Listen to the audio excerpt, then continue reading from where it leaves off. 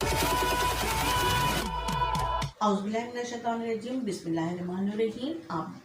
मैं हूँ मिसेस कौसर, आपकी मेज़बान, और आप देख रहे हैं मेरा YouTube channel Mrs Kausar channel. Viewers, मैं आपके लिए आज जो लेकर आई हूँ वो मेरे पास जो है हकीम मोहम्मद सईद का एक अंदाज़े फ़िक्र है।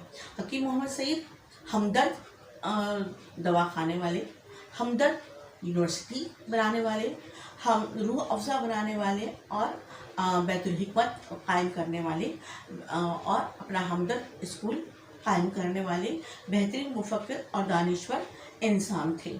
ठीक है, तो किताब के बारे में, किताब की अहमियत और फ़ायदे के बारे में मोहतरम हकीम सईद साहब क्या कहते हैं, उनका अंदाज़े फ़िक्र सुनिए।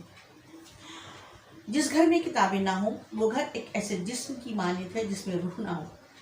जिस दरसगाह में किताबें ना हो वो दरसगाह उस दरसगाह की तरह है जिसमें तलबा ना हो।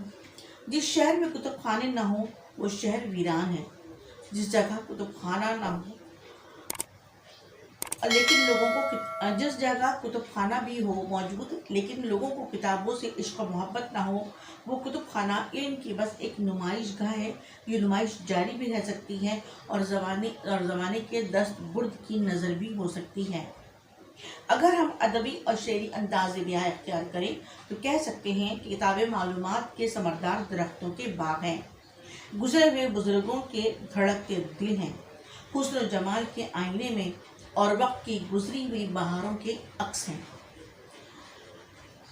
ठीक है, आज के लिए इतना ही। इंशाअल्लाह नाज़रीन फिर आपसे मुलाकात होगी। मेरे चैनल को सब्सक्राइब कीजिए, लाइक कीजिए, बेल आइकन के बटन को प्रेस कर दीजिए। अल्लाह हाफिज़।